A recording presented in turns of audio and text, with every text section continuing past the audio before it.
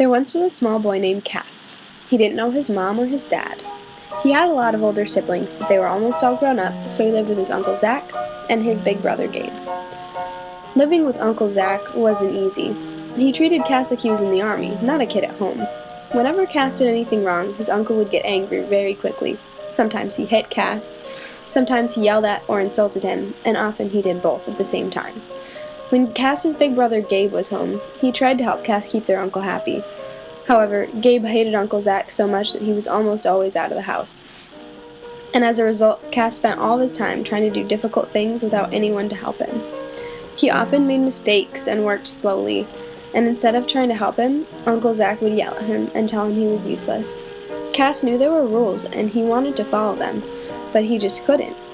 So he thought he was broken, like the statue he knocked over once while he was trying to clean Uncle Zach's table. Cass's uncle's treatment affected him in school as well. Cass was always on edge and anxious, shied away from being touched, and never trusted his teachers. He tried not to draw any attention to himself, so he did everything he was told, talked very little, and expressed no emotion except for the angry outbursts that sometimes came out of nowhere. He was bright, but he was too distracted to absorb the things he was taught, and was too afraid to ever admit that he needed help with his work.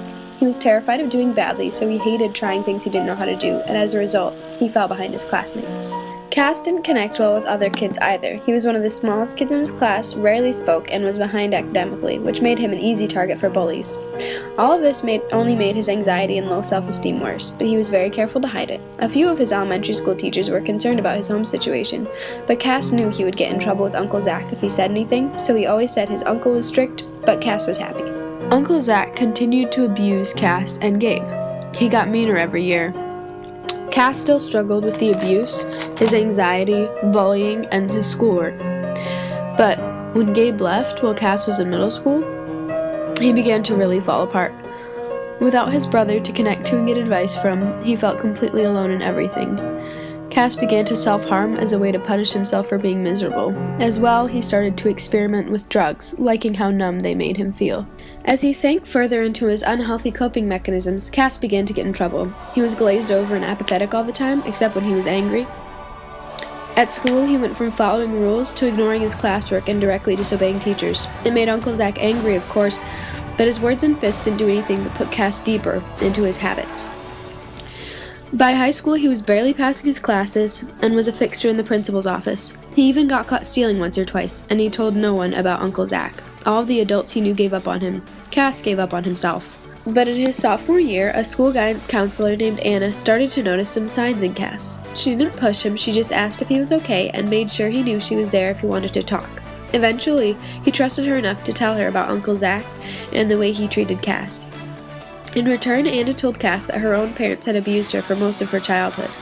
For the first time since Gabe left, Cass felt like someone understood. For the first time in his life, someone could tell him that things could get better, that he wasn't worthless, that he didn't deserve his uncle's abuse, and that he didn't have to take it.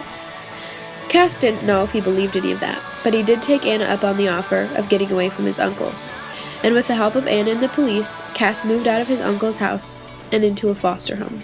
Ellen and Bobby Singer, his foster parents, knew a lot about taking care of kids who had been abused. They had one daughter of their own, Joe, but their house was always home to a few extra boys or girls who needed to get away from their parents. When Cass moved in, there was Kevin, Sam, and Dean. It took a long time for Cass to get used to it. He wanted to try, he thought, but he was always haunted by Uncle Zach.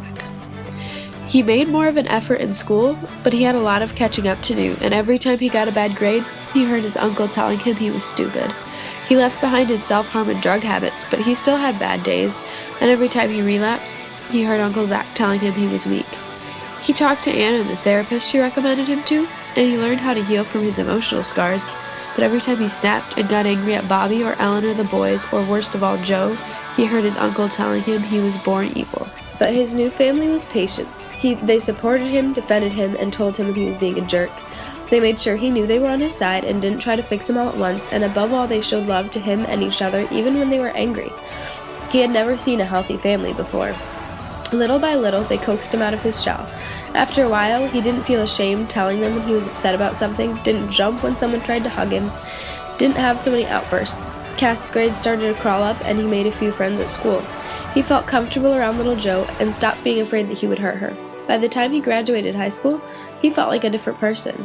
Cass could have had a very different story. Like many abused kids, he could have slipped through the cracks. Maybe no one would ever have discovered what his home was like. Maybe he would have run away. Maybe he would have ended up in a foster home that didn't care about him at all. He could have taken his own life as a teenager. He could have grown up and spent his life in poverty and homelessness. He could have ended up in jail. He could have started a family and abused his own kids. He could have struggled with self-hatred, self-destruction, anxiety, depression, PTSD, and a host of other mental problems for his entire life. But this isn't Cass's story.